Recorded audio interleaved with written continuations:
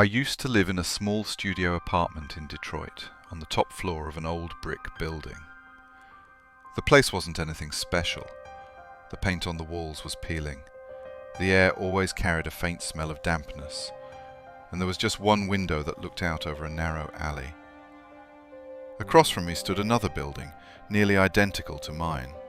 It was so close I could see the cracks in the plaster, the faded curtains, even the dirt on the windowsills. I never paid much attention to it, until I began noticing something strange. The first time it happened, I had just come home late from work. I tossed my backpack on the floor and flipped on the light. That's when I saw it, movement across the alley. The curtain in one of the windows twitched. Just a quick shiver, as if someone had pulled on the fabric and let go too fast. I brushed it off as a draft or maybe coincidence. But the next night, the exact same thing happened. The moment I turned on my light, the curtain shifted again. This time I clearly saw a pale hand tug the fabric to the side, opening a narrow slit. Behind it, there was nothing but pure blackness. No glow of a lamp, no sign of life.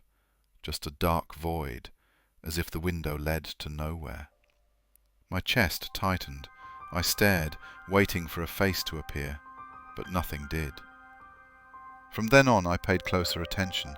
Every single night, without fail, it was the same. I would come home, flip on the switch, and the curtain across the alley would move.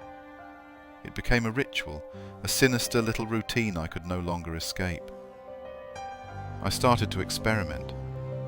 Sometimes I'd sit silently in the dark, waiting. On those nights nothing happened, but the second I turned on even the faintest light, the curtain shifted. It was as if someone could only see me once I revealed myself.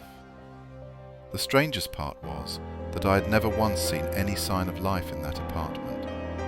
The lights were always off, the window always shut. I asked the building manager about the unit, and he insisted it had been vacant for months. He even laughed, telling me I was being paranoid, but each night the dread grew stronger. The following weeks were torture. My pulse quickened every time I reached for the switch, already expecting to see that movement. And it always came. A small twitch of the curtain, like a signal from the dark. Then, one night, everything escalated. I came home later than usual, around 4 in the morning. My body ached with exhaustion, my head foggy with sleep.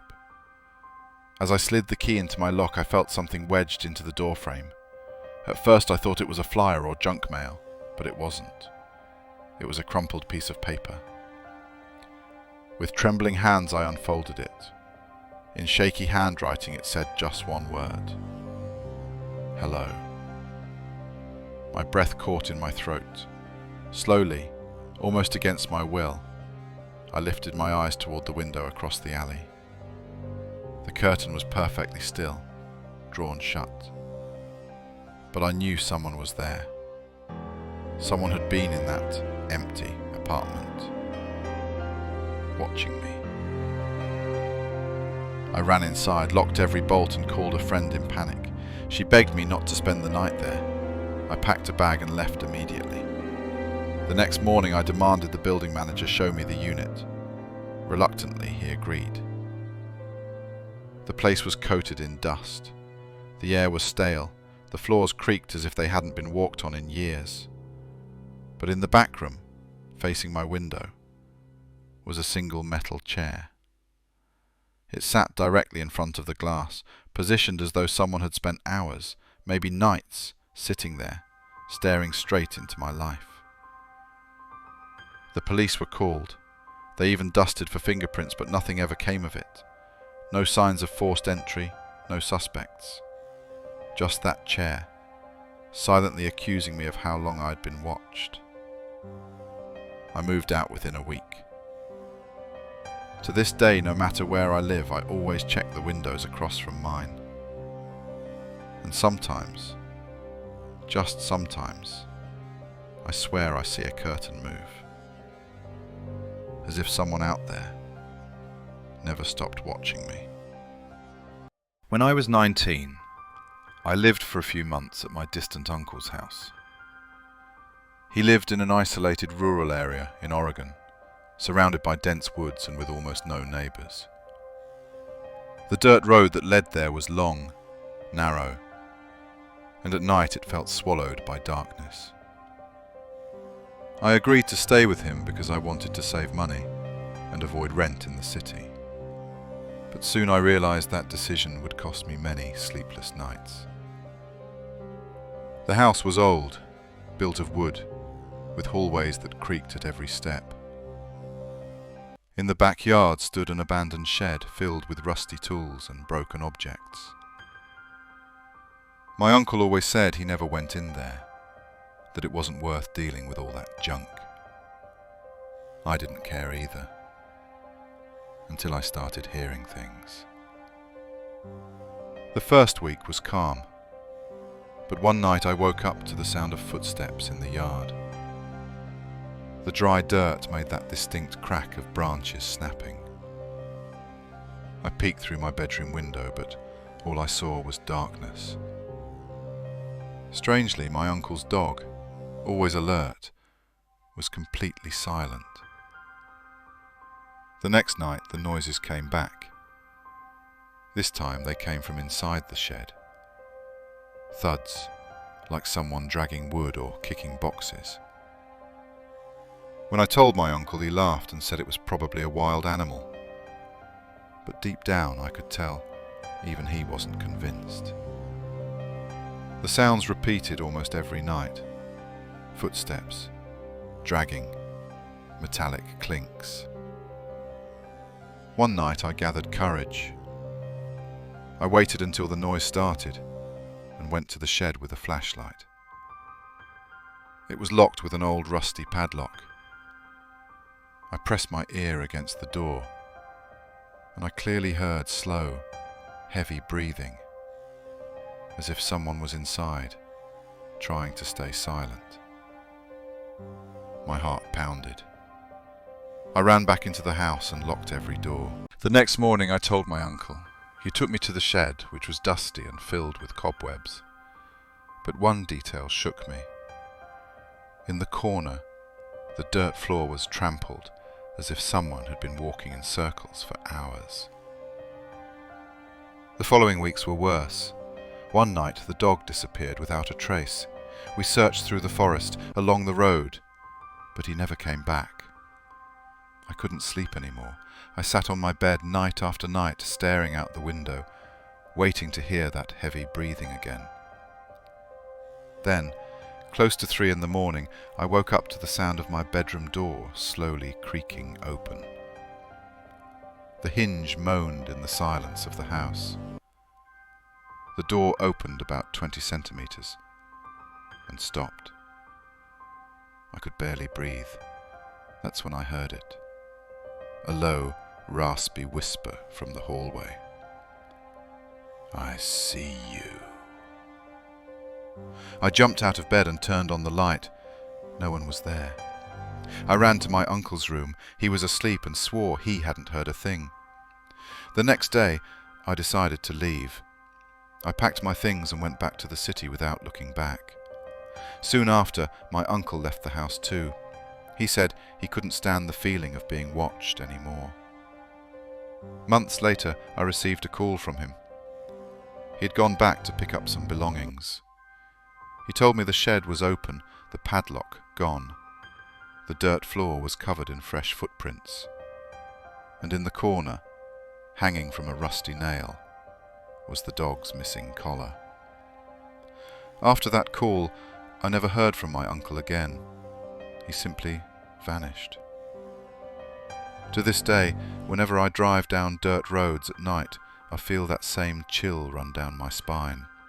And sometimes, when the wind howls, I swear I hear that same whisper echoing inside me. "I see you." It was summer when 4 friends decided to go camping in a remote area of the countryside.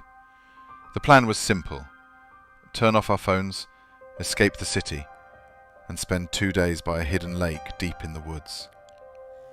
The hike there was long, but worth it. The place was beautiful, silent, and at night the sky lit up with thousands of stars. The first night was peaceful.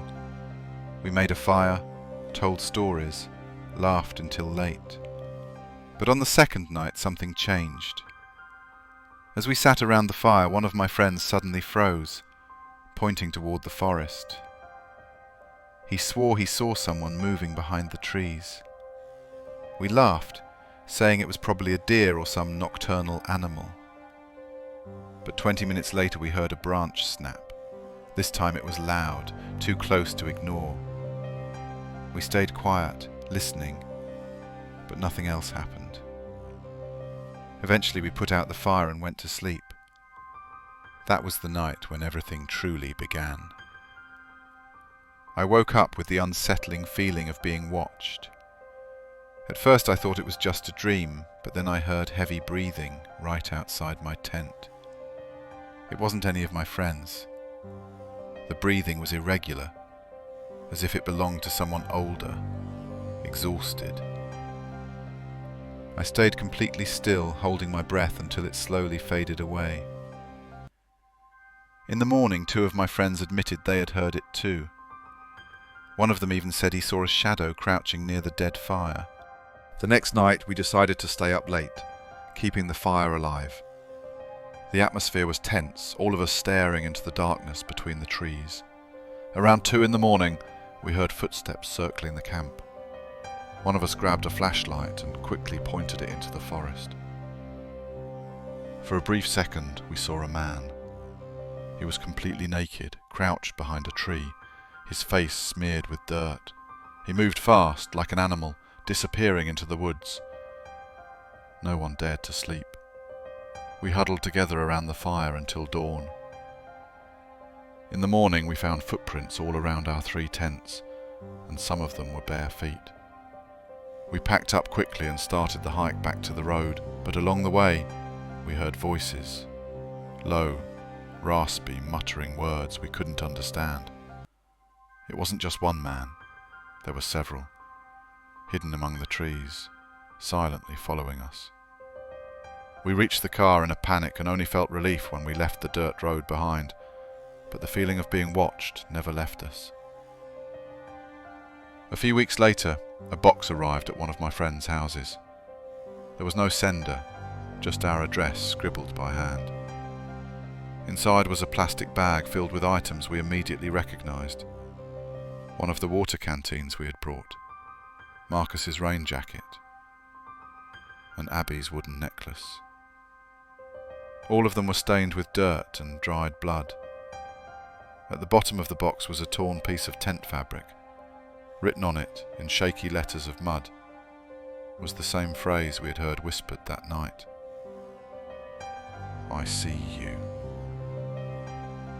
Since then I've never gone camping again, and every time I hear footsteps outside my window, I remember that heavy breathing circling our tents. And I wonder if they ever really let us leave alone. Another file closes, but many remain. Subscribe so you don't miss the next one.